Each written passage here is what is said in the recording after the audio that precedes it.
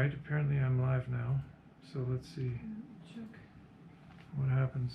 I don't know if I can even preview myself here. I don't see it. Oh, yeah. You're live. Okay. But where's the video? I can see you. But I don't see it. How am I going to answer questions? This doesn't show up. I don't get any chat here or anything. Okay, you can see from here. Are you seeing a chat window? Yep.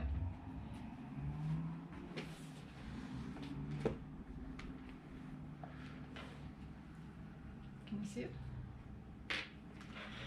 Hold on. All right, it looks like we're live. Welcome everybody. And once again, always fun to get this going. And you can turn the volume down on there. So I'm going through the GoPro, which is a bit of a hassle.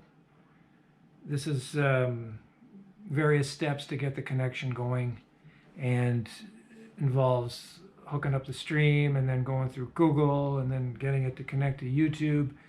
And about the first 5 times, it doesn't work.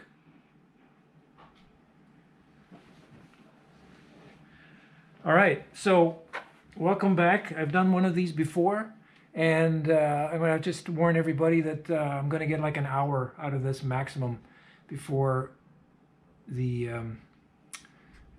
GoPro app throws me out. So if you got any questions, just feel free to put them in the chat. And we'll see if we can keep it going for a while. Like I say, the maximum time I'm going to get is about an hour. And then GoPro has a bug in it that it cuts off. So that's what happened on the first stream. I think I got like an hour and 3 minutes. So we can get right into it.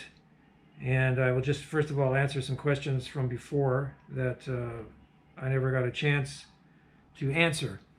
One of these was somebody asked if I have ever used a Bob Sweet Mojo Vibe before. And yes, I have. It's like a big pink purplish box that gets you the sort of Robin Trower sound from the 70s.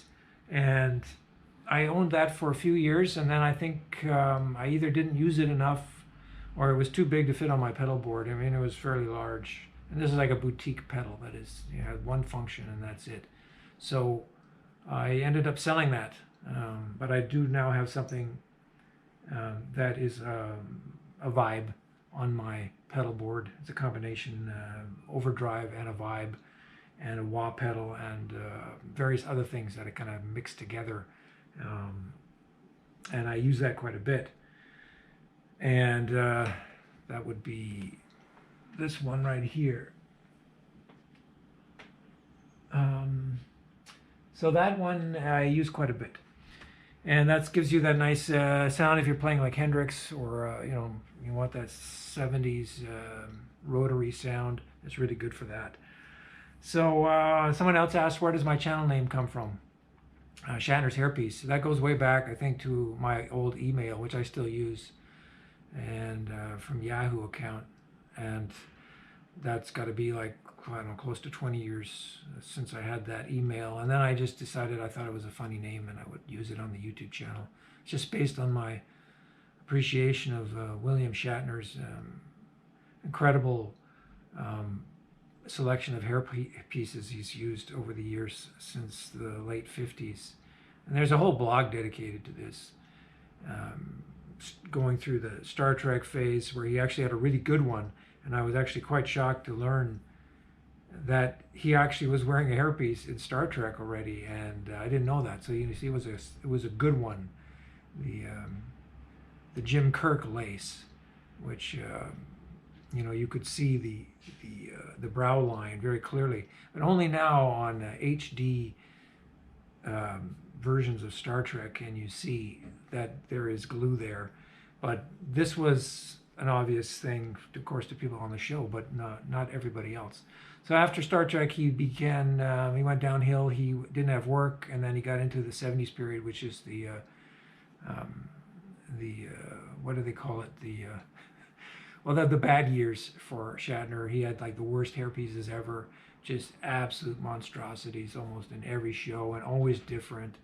And then by the time Star Trek picked up again in the late 70s, he was then able to afford getting a decent one again, or I guess decent for the time. But he never got back to the quality of the Jim Kirk lace, which he should have stuck with for a few more years. And then it got into T.J. Hooker, which was like some kind of animal on his head, and then various other things over the years. So anyway, there's a whole history there, and if you search it, I think it's called William Shatner's something hairpiece or rug or toupee. Shatner's toupee blog. I highly recommend you check it out and read it from the beginning. Whoever did this blog, he actually contacted me as well once for an interview because he saw that I was using Shatner's hairpiece on YouTube. So he continued this blog for close to 10 years before stopping it, but it will reveal everything you ever want to know about Shatner and his hairpieces in great comic detail. It's just absolutely brilliant. Whenever I needed a laugh, I went there. So he's analyzing all the phases of his career and all the bad ones and the good ones, and people talking when he first started and what he's doing now, and obviously he's had hair plugs and things. So that's a great thing, so check it out. And let's see what else we have here on the questions. Any questions for beginner choosing a pedal board? Well, that's really difficult to say. Pedals are a very personal thing, and everybody has a different one. That's why you'll hear 1,000 opinions about pedal boards, and nobody has the same one. Occasionally you might get one pedal out of 10 that somebody will have on their board, but you're dealing with overdrives, distortion, and reverbs and delays. Everybody has a different opinion, and you can spend a small amount of money or a large amount of money depending on what you want or can afford. So it's a matter of trying things out. You've got to start with something. What do you want most? For me, it was an overdrive, so I started with a Zen Drive pedal, which was a boutique pedal, and I still have it. So I invested the money, close to $300, and I still use it. And now it's a boutique pedal that they don't make anymore, and it's collectible. So there's your advantage when you buy, from single guy who's making the pedals compared to some company. You get the boutique, and you get some limited edition, and that it'll go up in value over the years. So like my Zen Drive now is worth at least double what I paid for it, and it's used. So, I'm not going to sell it because I still love it, and that's the reason I bought it, because I liked the sound and it was giving me, close to a Robin Ford thing. But every pedal has to be tried out. I've got a Pog as well. I had to experiment with that, and you can get amps now that have all these pedals, but I would probably stick to pedals and work up on getting a pedal board, and then you can see, eventually you'll have the pedal board full. So right now I have 1, 2, 3, 4, 5, 6, 7 things on there, and then there's another 2 that are not on the board, which is a wah pedal and my pitchfork, which changes the octaves on the guitar, and they don't even fit on there anymore. So you need to experiment and just read up on pedals and what people recommend and what your money range is. So, have I ever seen Free Enterprise with Shatner? I think I might have, though I can't really remember anything about it. That's been a few years since that's been out. So, let's see what other questions I had here. Oh yeah, I wanted to mention that Bandcamp Friday is coming up this Friday, December 3rd. So if any of you don't know, I sell my own music through Bandcamp. And that is like my main thing on YouTube, is trying to sell and promote my original music, because I'm putting one up like every day or every second day, a jam that you can watch on YouTube, but you can also buy the track in high quality audio, WAV, FLAC, or MP3. It's the only site that lets you have a choice of all three. So if you're really into high quality, it's the place to go. and this gives me control over my music as well, because this is not like a streaming service where I get 5 cents for every 2 million hits. I'm not even involved in that at all because it doesn't pay. But I'm selling songs and albums on Bandcamp, and getting about 90% of the revenue cut. So on Friday I would get 100% of the sale. So if my album is like $5, I would get $5 less the conversion fee for PayPal, which is probably like 30 cents or something. So check out my Bandcamp site, because the links are in here, and I've got about 2,000 original instrumentals. It's like going back like at least 10 years, and some recordings even going back 15 years when I started doing serious recording.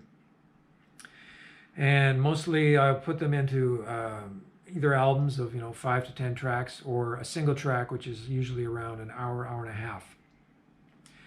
So most of my people, fans on YouTube, are using this for background music, for relaxing, for working environment, trying to sleep. So it's not necessarily to watch it on YouTube. I put up these videos, and most people are using it for background. But yeah, I would like to see people checking it out on YouTube and then buying the track. That's what I really want, is the support on my original music. And I'm continuing to put music up, a few times a week. So there's a wide selection of things on there: blues, rock, jazzy stuff, ambient. And I usually am making all the backing tracks myself. So you can't get this anywhere else. So, I've got people who are only buying my tracks if they're like an hour or more. They want to have the long tracks. So there's definitely an audience for that. And I've used it myself. I'll put on as background or fall asleep to it. So that starts on the 3rd, midnight Pacific time here in Vancouver. And that'll go for 24 hours. So I don't know if they're going to have this again. It might be the last time. I'm not sure. As they started this because of the whole pandemic thing, where musicians were not making any money anymore, because we couldn't gig. Like I haven't gigged since 2018 in an actual venue. That was the last gig I did, was the summer of 2018 with a female singer. And since 2015, I've been pretty well moved to the street, because that's really all that's left. And venues don't really exist anymore. There are a couple, but again, hard to get into, because now the competition to get in is really heavy, and you need certain rules to get in now to venues. So I'm stayed with the streets, and because that's still open, and I've been doing that now for 5 years. I haven't been out since September 2019, and I might go out again in March, April of this next year. Because it's been a couple of years now, and I've been completely isolated. I haven't had any social contact really. It's just been playing at home. Making the videos, putting up the busking videos from years before. Keep in mind, a lot of my busking videos could be dating back to 2015, 2016, 2017, 2019. It's all mixed up there because I have so much footage, and I can keep this going at least for another year, even posting every day, because I have so many. I recorded every show, and some shows were, it went from 3 hours to 5 hours, sometimes even longer, where I did like 50 songs in one busking performance, one after another. So I recorded everything, so make sure that I have a history of what I'm doing, and catch those good jams, because that was my goal, is to get some good jams out of it, and you don't want to miss it. It's like, if you didn't film it and you didn't record it, you could have missed something really great. So that's what I am always trying to do with busking. So if I start again, I'm going to, start out with some, different material, some more things. People can start requesting things as well, and then it's going to try to stick with the jam format, as opposed to doing straight covers, which usually always get copyrighted on YouTube. So some people think I shouldn't do this, because you obviously know the history of my busking. It's up and down. It's a roller coaster ride.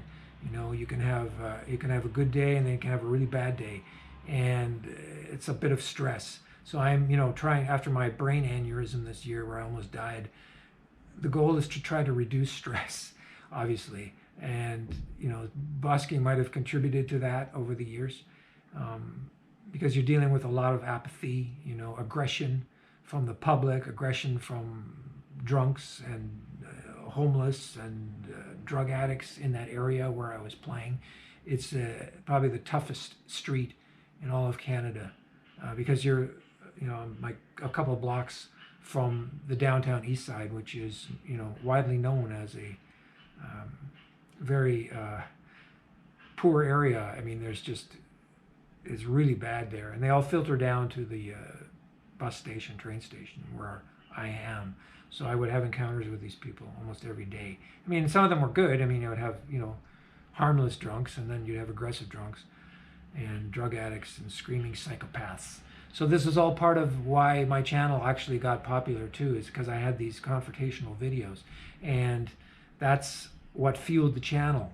A lot of people would complain about this. Oh, why are you always doing these negative videos? Well, I wasn't. There was a limited amount of negative videos, but that's what got seen. Most of my videos, you know, with over 2 million hits, one of them is just a confrontation with a street bum, and he's trying to get money off me. It has even nothing to do with guitar playing. 2 million views. So, you know, and then I do a home recording where I'm playing improvised guitar for an hour and a half, 300 views. So you see, people want to see drama and confrontation, and that's what I think a lot of people want to see. And, you know, I put it up because it is part of my experience to be doing this on the street, is to show the positive and the negative. And that's what I write about in my book. So if you want my book on busking, which is called The Joys of Busking, that is like a 1-year diary of all my experiences on the street in 2019. That's the first year that I did that. And I give you a good idea of what I went through, the ups and downs. So I'm a bit, you know, reticent to do it again for that, but I know I want to get out just to get some, you know, kind of semi-socializing going on out there, because regular gigs are not a possibility anymore. So, you know, more on that in the future. I may not even be here in March, April. We might move, you know, we're thinking about going to Mexico because things in Canada are getting really bad. I don't know how much detail I need to go into about that, but it's kind of the same everywhere. You know, kind of turning into a communist country here, and yeah, it's getting pretty bad. So I'm going to be looking into that option as well, you know, and that might actually happen in the next 2 or 3 months too, because right now we currently don't have a reason to stay here, and you can read into that some things as well. But let's get back to my questions here. I want to thank Valentine Voss for the tip. Thank you very much. He said, I don't play myself, but love your guitar. Thank you very much. And let's see here. Yes, I'm able to use super chats. So if you see in my chats now, that should be visible. You can actually tip and do the super stickers as well. So I think that's all up to you what you want to donate. So I appreciate any donations in here. It's kind of like live tipping, which is cool. Somebody says it got your music for the highway, but it came as a zip file. I don't know how to open. Well, you'll need something that opens zip files. I can't remember the name of these programs, but they are quite a few of them. And you should be able to get a free one, and that will have the music file in it. I don't know how you got it as a zip file. Is that from Bandcamp? Because usually they would have a direct WAV or FLAC or MP3, unless you ask for a zip file. That could be. But there are free programs to open that, so just search open zip files. Somebody's asking, love the channel, love my guitar as well. Thin pick versus thicker pick. Acoustic versus electric. Well, I don't use picks. I just use fingers. I haven't used a pick for years. A lot of times it appears that I am using a pick because I may actually use the nail of my finger or the skin of my fingertip when I'm doing alternate picking.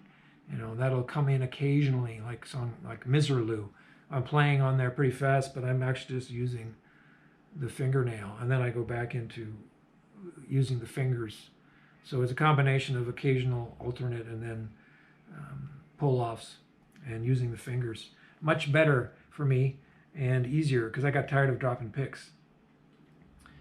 Acoustic versus electric. Well, I don't have an acoustic. I have an electric that actually sounds like an acoustic, the Parker Fly, which is right over here, as you can see. And that has piezo pickups in it, so it sounds very clean.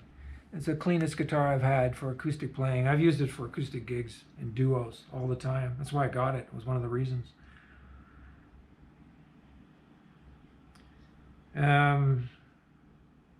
I've played in string orchestra. I can only play if I study sheet music first. I can't show up and just jam with people. What's wrong with me? Well, that's because you're in a string orchestra, and generally string orchestras don't improvise. Classical music is strictly, almost always, going by note and pre-written arrangements. So you'd have to join some kind of, if you want to be in a string orchestra, you have to join some kind of a group that allows you to improvise. You know, it's like, here's your solo, and then go. And meanwhile, the other players are backing you on that. I mean, that's the only way you can do it. You're going to be limited in a orchestra for that type of, improvisation. All right, Shay Watson. Oh, thanks for the tip. So sorry I haven't been able to watch your vids lately. Good to see you still at it. I've been around some great players, and you're right up there with the best. Well, thank you very much. I appreciate that. It seems like I have my views on YouTube, I could say I peaked back in around July when I had like 5 million views in a month. There was this roller coaster going up because I had a couple of videos go viral, and then everything was getting hits, and now it's gone back down again, which is, normal for YouTube to have these ups and downs. But I think I've got this core audience now that really appreciates what I'm doing, and they're not just here for a quick confrontational vid, want to see some kind of aggression on the street. A lot of people came in for that kind of thing, and then they leave right away. So so right now I'm kind of playing to a smaller audience and hoping to get the next viral video, which may or may not happen, and may even take years to happen.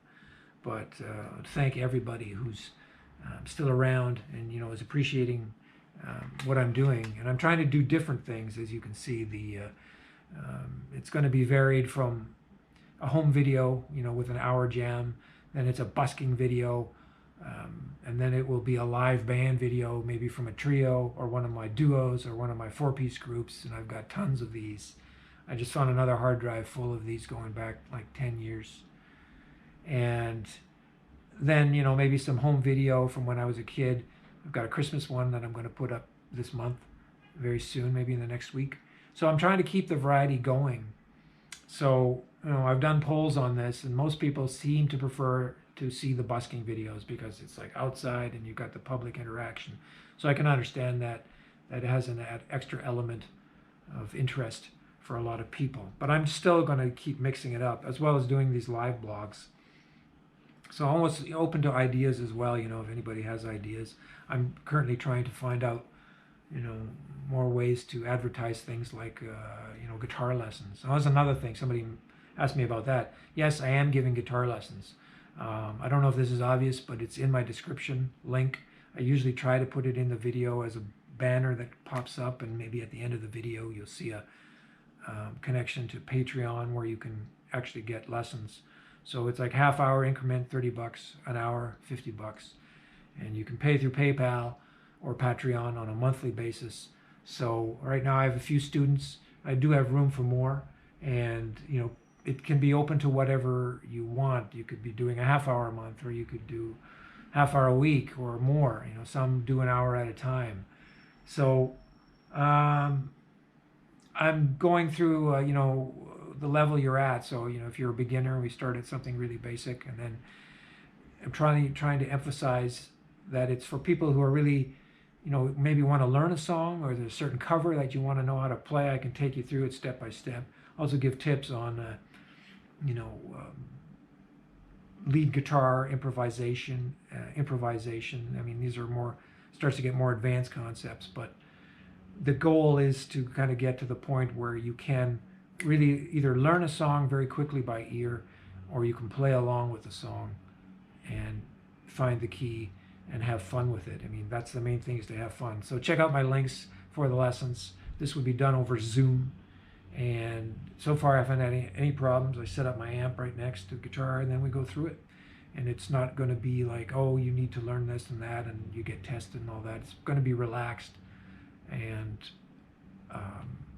go to what you want, you know, like what makes you happy as far as learning and playing. All right, let's see what else here.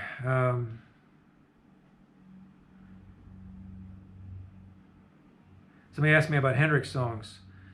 Well, I think I played Hey Joe. Yeah, that's a couple times I've put that up. I found a few takes of this. I think I used to play Purple Haze, but that was before I had a GoPro, so I have no recordings of this. Probably next year I'll start trying to do more Hendrix on the street. At home I've done a few jams like Voodoo Child.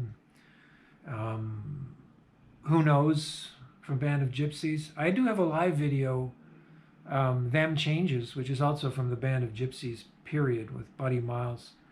And that's with a female singer. I'm going to try and put that up this week, because there is a Hendrix song that we played in a club. So I think those were the 3 or 4 that I had played. And generally I haven't really gone to Hendrix because he wasn't one of my big influences. And I don't know, I just found other things, either more interesting to jam to, or maybe I was tired of hearing the same Hendrix songs all the time.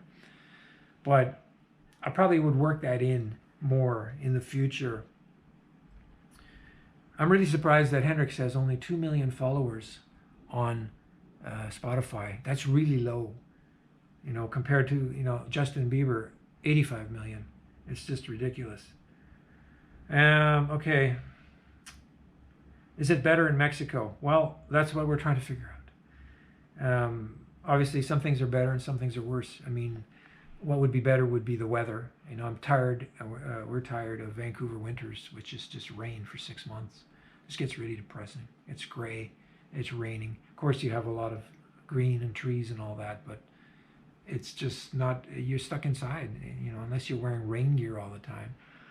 And yeah, so that's one of the advantages going there. But another advantage would be, I'd probably have more access to be able to play music and play out, whether it's in a club or just busking, that kind of thing, because you have basically good weather all year. And then you have to get into other things like, are you retiring? How's the food? How's the health care? All these things have to be considered. How safe is it? I mean, we live in a fairly safe city right now, but yeah, I mean, there's definitely things you have to research, and that's what we're doing now. So we shall see.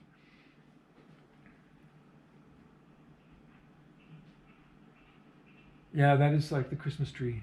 Somebody's asking this improvised Christmas tree behind you. Yeah, we don't really get a tree.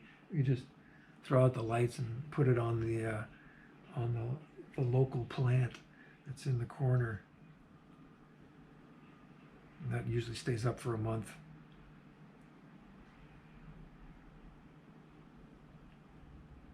Somebody says, I would absolutely love to hear your take on Machine Gun. Yeah, I'm sure I've jammed a few times to Machine Gun, and they're probably on Bandcamp. I have to maybe search for it. So that's another one that probably one of my favorite songs from Hendrix because of the jamming. And that whole Band of Gypsies album actually really was sort of the peak of Hendrix for me. And I've, because you got to extend jam on songs like Machine Gun. So yeah, I would definitely probably do that more in the future. Try to play that one.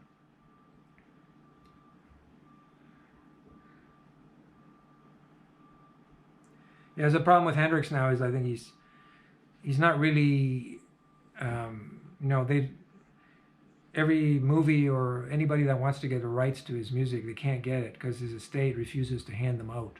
It's almost impossible to get the rights to play any Hendrix song. Like if you're going to go see a Marvel movie in the theater, you're never going to hear a Hendrix song in there. They just refuse to let it out. So what happens is people start to forget about Hendrix. And that's what's happened over the years, that most people don't know who he is anymore. They know who Queen is. Queen has still a really good presence with kids today, because their advertising and their music is out there, and they're not afraid to put it out there. They have, you know, at least 30 million subscribers. They're probably the greatest subscribers of any 70s, 80s group. You know, way beyond Pink Floyd, Rolling Stones, Beatles. It's Queen. Whereas someone like Hendrix, he's like almost forgotten now, and only by those who, you know, still appreciate him, because they can't get the rights to his music. I saw a documentary a few weeks ago, and I can't remember what it was about, but there was some Hendrix in it. So I was really shocked that they managed to get the rights to play a song, and they must have paid a lot, or the estate thought it was worth it to give them the rights to that song, to play it. So yeah, somebody was saying, yeah, Vancouver has snow in winter. Well, yeah, we do, but maybe for only a couple days. It doesn't last long. Remember when Colonel Steve Austin fought the tank in late '78? I don't know what that means. The tank? Oh, you're talking about the death probe? Yes. Well, that would have been, 77. I think that show was on, because I have that on my DVD collection. The death probe episodes. Yes, I do remember that. That was actually quite a popular episode. I still watch that show, you know, in my recordings from the DVD. And it's kind of like a comfort food to see shows, you know, that I loved as a kid. So I will put that on occasionally. And, you know, I was quite happy to have gotten that birthday greeting from Lee Majors last August. You know, my wife got me that as a gift. So I had like 3 minutes with where he said hi and happy birthday, and talked about my interest in the show. That was really cool. So, you know, I think he's like 82 right now. You know, he's still in good shape. So that was definitely, you know, kind of a childhood dream of mine, was to have contact with Lee Majors, and I finally got it.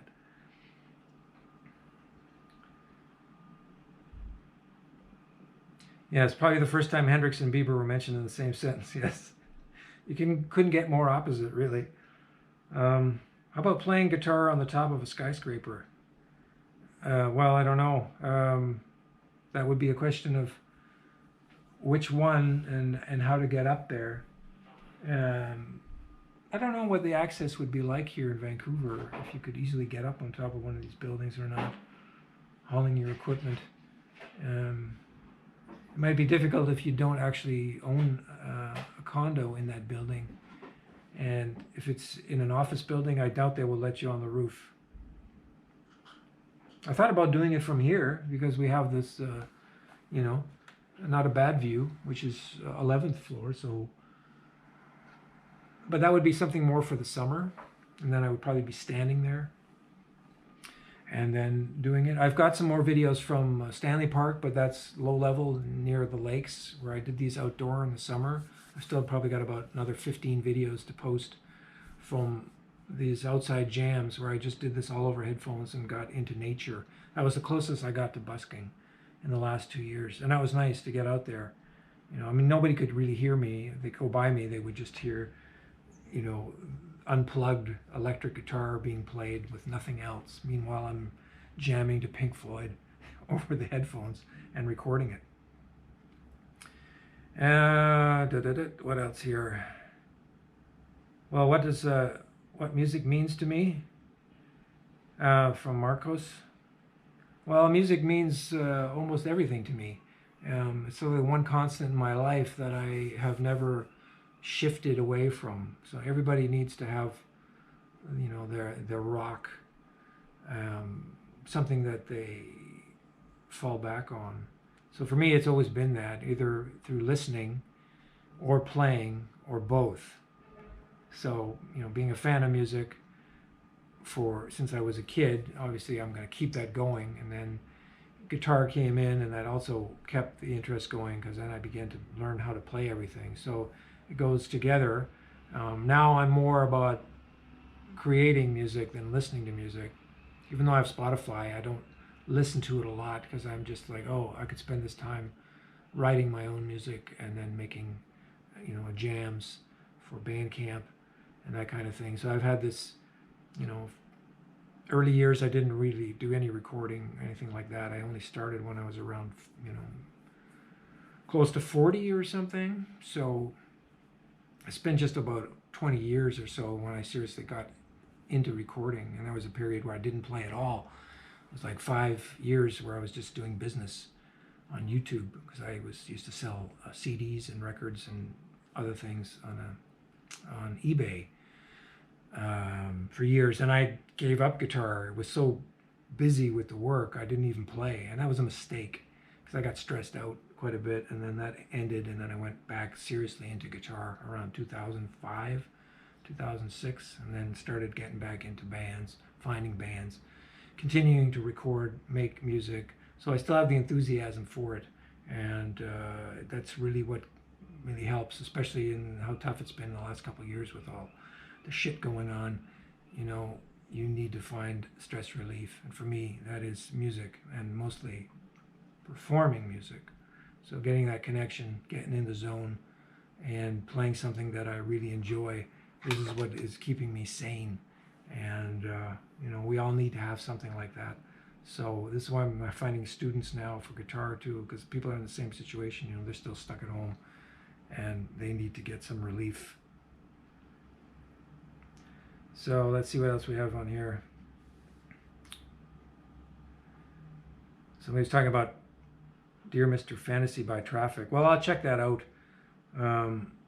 Anything that's good for jamming, I'll check it out. I mean, you can also do requests with me.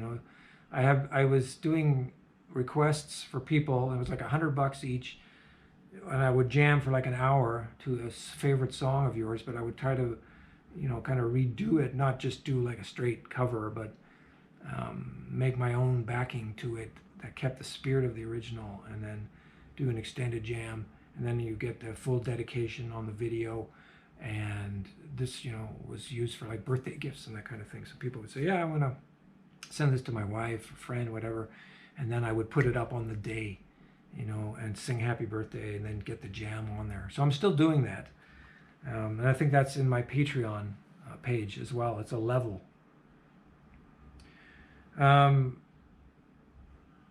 Would you let subscribers jam on the street with you? Well, I don't know. First of all, the problem with that is, I've tried this in the past, and most of the time it is a complete train wreck when I let anybody in, because first of all, I don't know who they are, what they sound like, how good they are. I've had flute players playing in different keys. I've had drunk singers come in, drunk harmonica players.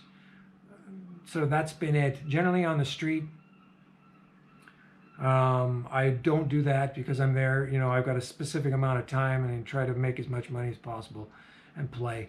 So unless it was like really set up as a duo or something, I probably wouldn't do it, because I don't usually see people coming around, carrying their instruments and amps. That's kind of something you do on your own. I mean, if it was like a song on its own, one song, I probably wouldn't mind. But then again, it's always a question of how good is this person, and that is something you would have to check out ahead of time. I would like to see how they could play, and because otherwise it's just noise, and then it's wasted time for me. So you get somebody standing there and they're drunk and they're just terrible. I'm not going to be making any income. It might be good for a video though. If it's bad, that's about all I can say about that. Do neighbors complain when I play? No, because they don't hear me, because I do everything over headphones. So I have these cost things, and it's the guitar pedals go into the mixing board, and the mixing board goes out to my little Zoom recorder, which is recording the performance, and I'm hearing all this over the headphones. So in real time, the guitar going into the recorder, and I can adjust it perfectly, and then that's the recording goes on to the YouTube video. So I'll be filming this at the same time, and of course the GoPro video, when you listen back to that, it's just me plucking away acoustically. You won't hear any of the backings. So it all has to be recorded and then dubbed to the video later. So nobody's hearing anything. You could be sitting like 10 feet away and you're just going to hear this unplugged guitar playing. So that's the only way I could really do it indoors. So yeah, I've got about 20 minutes left. Just looking at my countdown here. I mean, I'm going to keep it going as long as I can, just to see what happens when it cuts, to see if it actually will cut out exactly again at 1 hour and 3 minutes. Okay.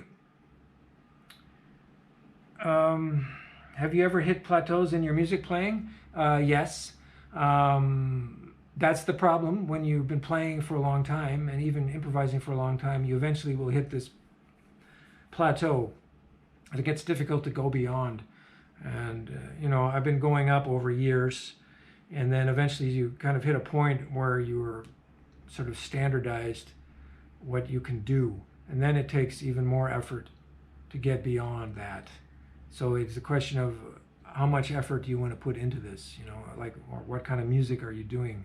So you start trying different things that might stretch your ideas out, maybe a different style of music, you know, whether it's jazz or fusion, something else. I mean, you can go into other categories, but I think that now for me, the fun part is, yes, I'll be playing and improvising and then trying to find some new thing that I haven't done. And that usually involves, you know, a different way of combining notes or phrases, because eventually you will get to a certain pattern wherever you are that you have done before. Of course, you're playing in a different key or you're playing a different song. So it all sounds differently if you kind of listen back to it, because you're doing completely different songs. But the patterns might be the same over time, over these different songs. So that is very hard to get away from. And it's basic exploration of, you know, trying to find some new way to do something that you haven't done before, and that can get really hard. But that's the goal for me. So usually when I do these extended jams, I eventually get into that, even though, you know, it might be a short few bars where something new gets done. It's still a discovery for me, meaning that, oh, I haven't done that before, and you know, that's where I get the the satisfaction from. You know, I could be playing some rote thing that I do all the time and it's just automatic, but to find something new, you know, with your timing, maybe you're playing less and leaving more spaces. I mean, there's so many ways to go about improvising. That's why it's the hardest thing really to teach.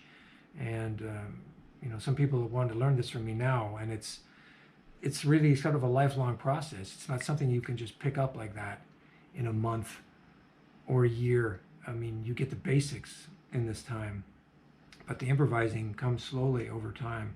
So you have to find songs that your mind opens to. Like, it's like, I really like what I'm hearing, and that keeps you going. So for me, it's usually, you know, 1 hour to 2 hours, and then I start to get bored, or I realize I've said all I wanted to say, I can't say anymore, and then I stop. So yeah, it's still going for that goal of finding new things. And for the most part, I think I generally do find something and keep myself interested. Okay, who did I get inspiration from? Well, I'll just show this quick here. These are some quick albums that I had as a kid that influenced me. So first of all, somebody asked this before, what was a big influence for me? Well, this would be Michael Schenker from UFO, the Obsession album. That's probably my favorite album from them. I listened to this a lot, and I learned every song on it, note for note. I wouldn't say I'm not particularly sounding like Michael Schenker, I don't think, at all. But he was definitely a big influence for his melodic, incredible melodic note choices. I mean, he's known to have, you know, some of the best melodic solos of anyone. I can't really think of anybody better as far as that goes. And so there's a lot to learn from that, and I love the music. So, and he has a lot of albums that I owned as a kid, and I loved them all. So he's probably my number one influence. Another one that would be big would be Robin Trower. I bought this album in 1980, and Victims of the Fury. This is like power trio, influenced by Hendrix. Here's a guy that I actually listened to way more than Hendrix because I preferred Trower's lead guitar playing. To me, he's like sort of the epitome of tone with that Hendrix vibe and the emotion he puts into his playing. Nobody has a tone like Trower. That to me is sort of like he's like the king of tone, and always fun to jam to as well. So you know, he came from the soul background, blues background, brought all that into his playing. I've had pedals that are, you know, trying to sound like Robin Trower. I've done lots of Robin Trower tributes. So I would say around 1979, 1980 to 83, I was heavily into Trower. So I probably definitely a big influence on my playing. So I would probably sound more like Trower than Schenker, for instance. It's easier to sound like Trower because he's more of a pentatonic player. He doesn't use exotic scales or classical, neoclassical influences like Schenker. And that's sort of my wheelhouse. You know, putting the feel into the notes and trying to get that tone on guitar. So he's a big one. And he's still playing and he's still producing. He's like, I don't know, 75 at least, and he's still got stuff coming out. Another big one, Ronnie Montrose. This was an album called Open Fire. Not a lot of people know about this. This is kind of hit bleep-ins really quickly. He was with, obviously, Montrose, 1973 with Sammy Hagar, right? Bad Motor Scooter. Huge album, huge influence on Van Halen, huge influence on a lot of people, very underappreciated player. He committed suicide about 10 years ago. He shot himself. He had a lot of problems with depression over the years. But this is his mostly acoustic album. There's a few electric songs on here. Came out in 78, and he's really one of the first guitarists to go instrumental, other than, say, Jeff Beck. Jeff Beck would have been one of the first. But Montrose, I love this album. I bought it for like 99 cents, and I learned a lot of these acoustic songs. It really got me into acoustic playing, just exploring chords and doing more melodic songs. It's gone almost like a desert island album for me. And he continued doing lots of instrumental work over the years, and that's what I loved about Montrose. And he was also a big influence. Not so much the first Montrose album, but you know, when he's going through the years, getting more into these instrumentals and showing his acoustic side. So he could do some great rock stuff. He had a band called Gamma, which was almost like a prog rock band. I mean, more rock, but that was like 79 to 82. Great band.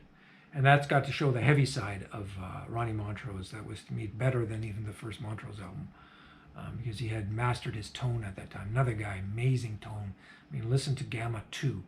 It's got that album cover with the sharks going through the lawn. I think you'll find that on Spotify. So something here, non-guitar, that was a big influence. Jean-Michel Jarre, Oxygen, same as the shirt. And this I heard as a kid, first on a TV program, late night movie would play the theme from Oxygen, maybe in like 30-second clip, as they introduced the late night movie. And I fell in love with it. And I was like, where's that music from? And it took forever before I actually found it. And I think I found it by chance. Like I maybe bought this album for $1 in a bin, and then I put it on and suddenly discovered that music was on here, and it was on this late night TV movie theme. And I think it was by accident, and I was so happy. I was like, yes, I had found it. So I was into electronic music early, and that would have been definitely a big influence on me. An album I fell asleep to many times, and I followed Jarre for years. Still do. Saw him live in concert about 3 years ago, and it was great. So I have those influences as well in my background for that type of music. This would have been a big one too. 1979, Thin Lizzy, Black Rose, probably the peak album for me from this band, and that was also featuring Gary Moore, another big influence. I mean, the song Black Rose on here was a major influence for me, to hear the speed of that guitar playing and the accuracy. I mean, he was a technical player, and for his time, you know, quite advanced. So just the whole album, you know, Thin Lizzy, I always loved them. You know, the twin harmony guitars, Phil Lynott, you know, one of my favorite singers, writers of all time. And the combination to have Gary Moore in the band, to me, was the peak. Scott Gorham, also excellent drummer. I mean, everybody, excellent. And I have all the Thin Lizzy, and I loved all the Thin Lizzy. But this one I particularly remember. It was probably the first Thin Lizzy album I bought, because I was buying albums from around 78 onwards. And I bought this, and I mean, the great artwork as well as the great album, and it was on the radio too. So that was got me into Gary Moore and Gary Moore of the 80s. And you know, that was, so he was a big influence. And that also applies to Coliseum too, which was Gary Moore's earlier group with John Heisman, Don Airey, John Mole, the bass player, John Heisman, Gary Moore. It was like fusion prog from the 70s, typical of a lot of, you know, prog groups, just instrumental and just showing off all the time. So this would have been about 76, 77. This is an import. They did about 3 albums, and they're all great. And I used to copy songs from this too. When I wanted to test myself with technical skills, I would learn Coliseum songs. And of course, they commercially didn't go anywhere. That lasted till like 78, and then Gary Moore left and he rejoined Thin Lizzy. But Coliseum was a big influence on a lot of guitar players, like John Norum. He's a huge Gary Moore fan. And there's a lot to be heard in there that, you know, if you're into instrumental technical rock, for the typical of the 70s period, I'd recommend Coliseum. The other album was called Electric Savage. Here's a band, also big influence, Blackfoot. This is 79. I remember going to the record store and buying this. And I think the main reason I bought it was because of the coolness of the band shot. And when I saw this, I was like, whoa, I mean, check this out. Now that is a cool looking band. 3 of them are Native American heritage. And I think only the second guitarist was American, straight. But these guys all come from a Native background. Rick Medlock, fantastic singer, fantastic guitar player. Jackson Spires, the drummer, he died somewhere in the last 7 years, and that was a bass player. I never got to see them live. I was very sad about this, but this was their 3rd album, and the one that has Train, Train, and Highway Song on it, which were on the radio a lot. So again, kind of coming from that Southern rock, Leonard Skinner school, which was still popular in 79. That was on the radio, and, you know, where everybody else was sort of into Van Halen. At the time, I remember this, I was heavily into Blackfoot. I was like, what? I'd rather listen to Blackfoot. They're just, you know, the whole rock attitude, great guitar work, and great vocals, great songs. They did about another 2 albums after this, Tomcat and Marauder, which I also have, which are also big influences for me. And I learned, again, almost all the songs. And so that is sort of what I came from there. I mean, there are many others, I can bring them out later, but that gives you an idea of some of my influences growing up. Opinions on Greta Van Fleet? Oh, well, they're pretty good. I mean, they definitely, you know, taking influences from older bands, and even my wife likes them. So yeah, I've heard their first 2 albums. I haven't listened to them lately, but yeah, I thought they were pretty good. Do you ever listen to Fish or Grateful Dead? Not too much. Jam bands, I mostly listened to Government Mule. They were sort of the big one for me. So, and I haven't listened to them for years either. I used to do a lot of their songs live. I did lots of Government Mule. I'll be posting videos from them as well, coming up from my various bands. I enjoyed it when you introduced me to Frank Marino to us. Would you play more of your influencers? Play? Well, yeah, I guess eventually I would probably try to find something to play, but right now I'm kind of just talking about these albums. I generally don't do a lot of these things because people really don't know about bands like Blackfoot too much, so I try to stick to more popular things. But it just depends on my mood, what I feel like covering. Have I heard of Jan Schaffer or Schaffer? Yes, of course. Jan is a brilliant guitar player. I've got all this stuff, and listening to him for years. He used to also play guitar for ABBA.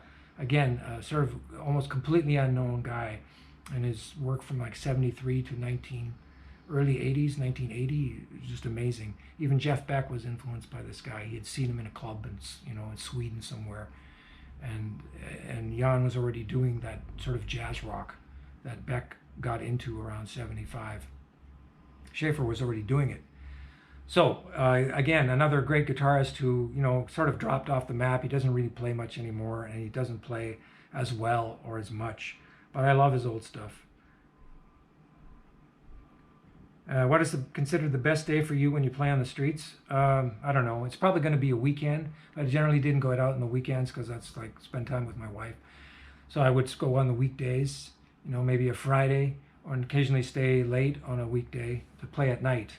And sometimes the crowds would be, you know, more relaxed at night. But that was also rare. I generally tried to go between noon and 5 and finish up to get back home for dinner.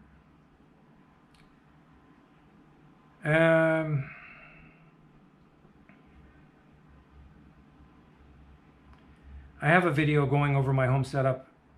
You just have to look at my playlists for, there is a playlist going over my pedal board and setup, where I talk about all that.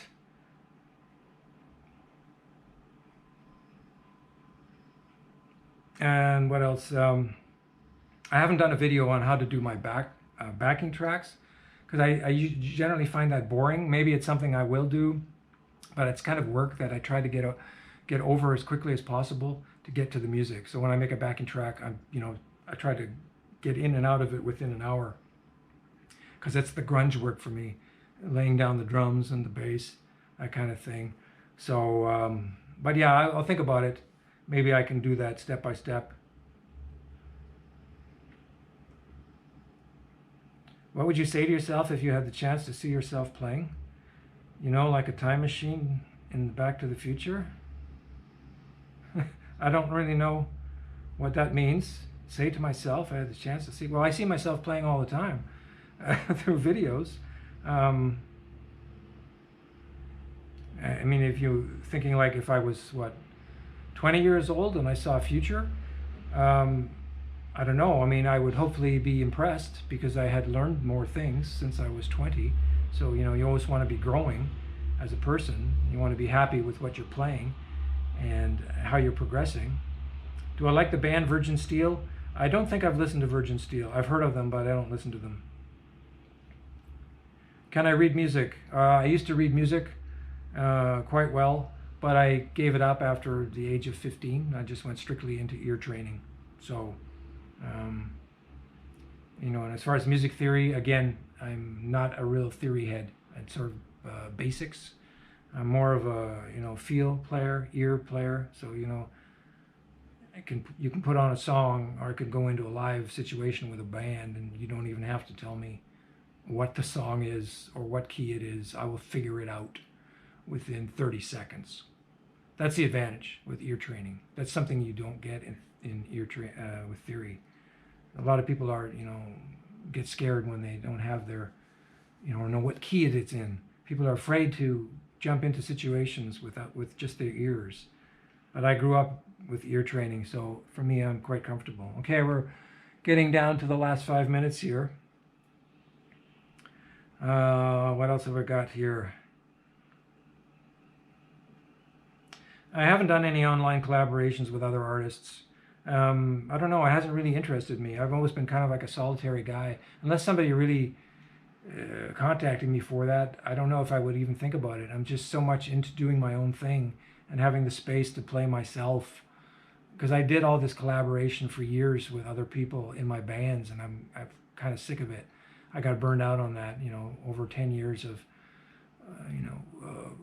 trying to work things out with the band members and having to compromise and deal with flakes and not having enough time to improvise in a song or play what I wanted to do. Got very frustrating. So now it's kind of like me in these recordings. I need to do that for myself because I didn't do enough of it before. Yes, I used to play Boys Are Back in Town from Thin Lizzy. I'm sure I can put up some recordings of that from our trio gigs. Somebody again asking about Rory Gallagher. Yes, I love Rory Gallagher. He's also one of my influences. When I was a kid, I had all his stuff, every album, and loved everything about him. His attitude, his joy for music, his joy for guitar, energy, live shows, and his songwriting, and even his vocals. He's always been one of the top guys for me. I think everybody should aspire to be like him as far as attitude towards music goes. He's one of the few that, you know, he just came out as somebody who was just absolutely 100% into his music and performed to the best of his ability every show, you know, which cannot be said for everyone. Certainly for him, that was all it was about. You know, he's just music and drinking, and that's drinking is what killed him.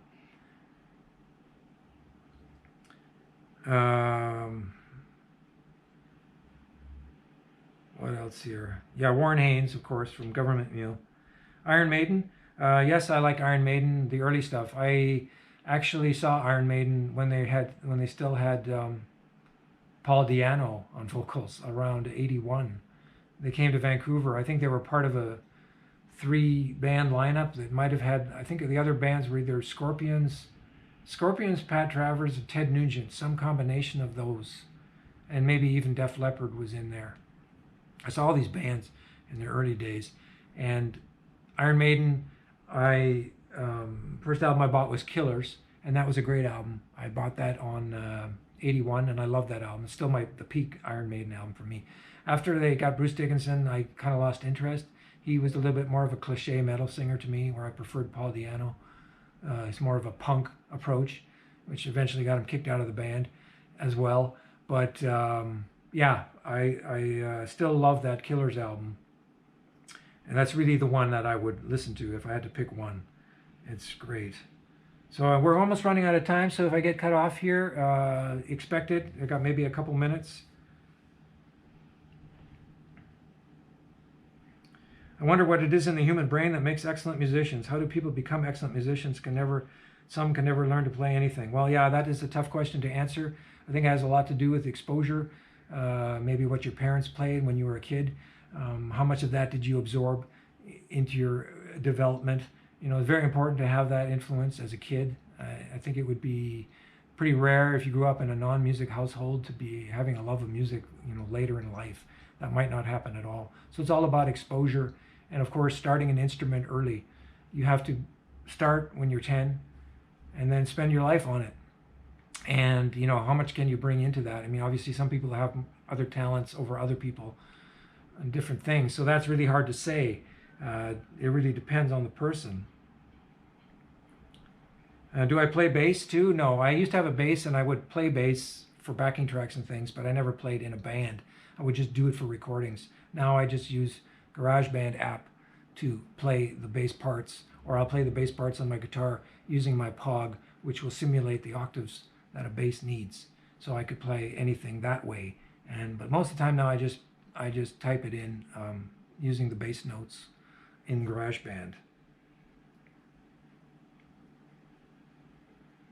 I never heard anyone who prefers Paul over Bruce Dickinson. Yes, well, I've always been one to follow sort of the underdogs of bands. I've always followed, people that were maybe not so popular or, underground. I have a lot of bands that I'm into like that. So I think it's just basically that Killers album to me is the best Maiden album. I heard lots of Maiden after that and it didn't really do anything for me. It became a little bit too much cliche metal. I know people love Dickinson. Dickinson's great in his own way, but it's the songwriting of Killers. It's not just the vocals. It's how did those songs hold together? And to me, that is sort of the peak of Maiden. And it seems weird to say that because it was 1981, but that was it for me. And maybe because I was a kid, you know, I got my kicks out of that album, and it stuck with me for years. And I never did see them again live. They were here a couple of years ago. So I hope that answers everybody's questions. So, it looks like I got through this one. And, you can always ask further questions in the chat after, in the comments section. But again, just to remind everybody that Bandcamp Friday's coming up. And, so check out my jams. I'm going to put up a few more. I've had a lot of new stuff coming up. Prices are pretty good. Usually it's like $5 for an hour and a half jam. And you can pay more if you want. It's kind of like a donation thing. So I don't think I missed anything else here. So yeah, right now it's still raining, and this will go live in a minute or so. Interesting that it's still going. It's now an hour 4 minutes. Well, that is surprising, because it was supposed to cut off before.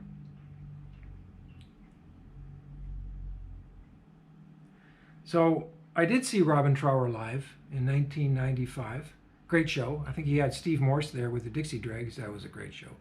And I saw Ronnie Montrose as well on a show in Vancouver. So I was very happy about that.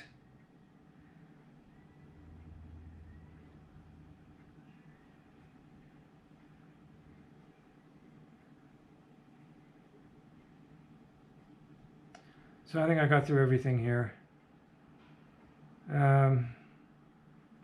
Yeah, I wish I would be more known to a wider audience as well. I don't really know how to get out of or become wider known. It's tough. You know, with YouTube, you're just relying on can you go viral or not? You know, and right now, you know, it's tough to get the views going again. I mean, I'm still posting every day, but it's, you know, generally with guitar, dealing with an instrument that's not really super popular anymore. I mean, the heyday has passed, you know, 20 years ago already. So I'd say if this was the mid-70s now, I'd probably be doing, you know, quite well, because there would be lots of opportunities for guitar players with bands and recording. You could go out and gig, whatever, and that's all disappeared now. You know, in Vancouver, everything is closed down because of high rents, and people don't care about live music anymore. They don't drink as much anymore. That doesn't get any profits to the bar. The rents are too high. Things get converted into hotels or condos or torn down for something else. It's just happened one after another, and the situation in the last 2 years has not helped that. Most of these live places now, you know, they're not going to come back, and they might have been a combination with a restaurant or something like that. So I had to give up on that idea, especially in this city. It might be better somewhere else in another part of the world, like down south, like Mexico. But yeah, I mean, if anyone has ideas about that, yeah, you can let me know. You know, should I go to TikTok? Should I start putting videos up there? I don't know. Might be something to try. You know, you have to keep it short, right? Like a minute. So it's difficult to get something going on YouTube because you got to get in the algorithm where some video takes off, you know, and I've had about 3 or 4 of these in the last year, but eventually, you know, that dies down, and then your views go down and subs go down, and then you're trying to figure the next thing that's going to work, and what is that going to be? Some other confrontation video from the street? You know, I have only so many of these. I can't just make them up.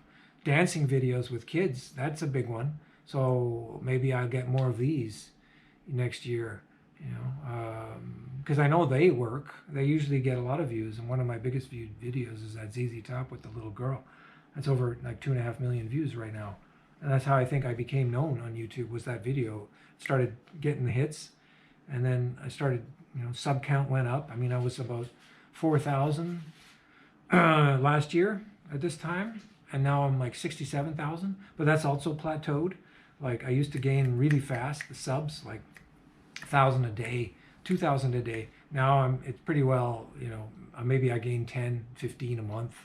So there's sometimes big drops, people leave, and then some come back, but now it's pretty well plateaued. So it's kind of like, you know, my 15 minutes of fame is up.